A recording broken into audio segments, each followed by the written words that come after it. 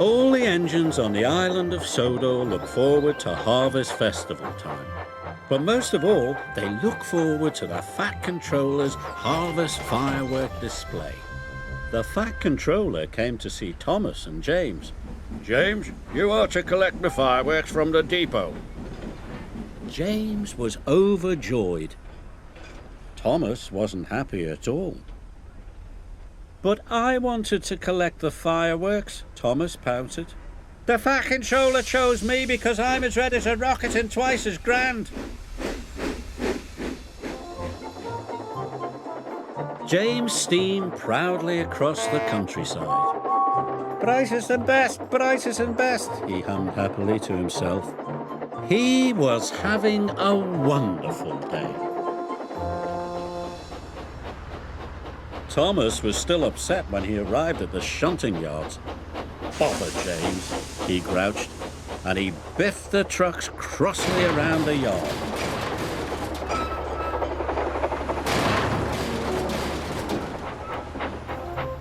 When James arrived at the depot, he was very excited. The wagons were all ready for him, filled safely to the top with fireworks. James was coupled up with the precious cargo, and he steamed away.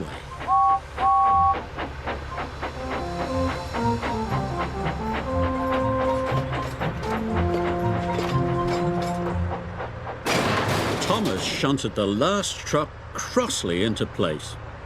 The trucks were glad that job was finished. James happily steamed along. He was thinking about the fireworks. He was imagining all the sparkles, flashes, and shooting stars when suddenly James ground to a halt. I will have to go and call for help, said his driver. Thomas puffed back into Knapford Station as Gordon was letting off his passengers. Children and grown-ups from all over the island had come to see the fireworks. Seeing the children cheered Thomas up. But the Fat Controller looked concerned. James is broken down, he said. You must collect him, Thomas, and bring him back, or the firework display will be cancelled. Oh, no, cried Thomas. Then all the children will be sad. And he set off to collect James.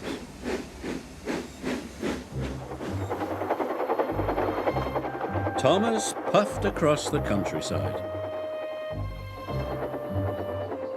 Even with his light on, Thomas knew he had to be very careful.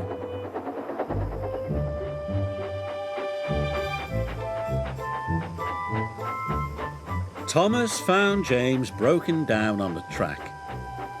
Hello, busted boiler, teased Thomas. You don't look very useful now. James was upset. But when Thomas got behind James, he couldn't see ahead.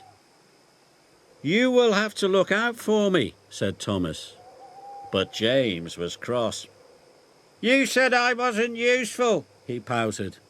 But if the fireworks don't get to Knapford Station, puffed Thomas, the display will be cancelled. James didn't want the children to be sad, so he agreed to look out for Thomas. And they set off together.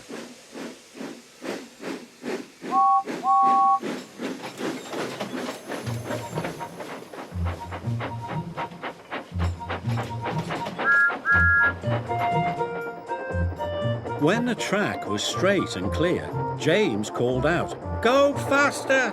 And Thomas did. Soon they were working happily together and making good time. The Fat Controller checked his watch. There was still no sign of Thomas or James. It's very late, he thought. It's almost the children's bedtime. Even Gordon was worried. I'll have to cancel the display, said the Fat Controller. So the disappointed children started to board the coaches. At last they could see the signal lights, The signal had turned red. Thomas and James stopped. Why would the signal be red? Maybe a passenger train is coming through, puffed Thomas. Gordon must be taking the children back, cried James. Thomas and James were very upset. We're here, they cried, and sounded their whistles as loudly as they could. But no one could hear them. The children were all on board. Gordon was ready to depart. Then Thomas had a bright idea. "Send up a rocket," he told his driver. So his driver carefully lit a rocket. He stood well back as it whooshed into the sky. The rocket burst into stars. a sparkling dragon, cried the Fat Controller. It must be Thomas and James. Stop, Gordon, he said. The firework display is back on. The junction signal turned to green, and Thomas and James were soon on their way.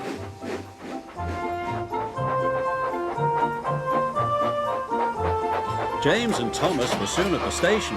The children cheered. Good work, Thomas, cried James happily. And good work, James, agreed Thomas.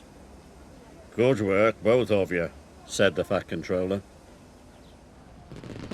That night, Thomas and James watched the fireworks together. I think we are both useful engines, said James proudly. But we are most useful when we work together, puffed Thomas.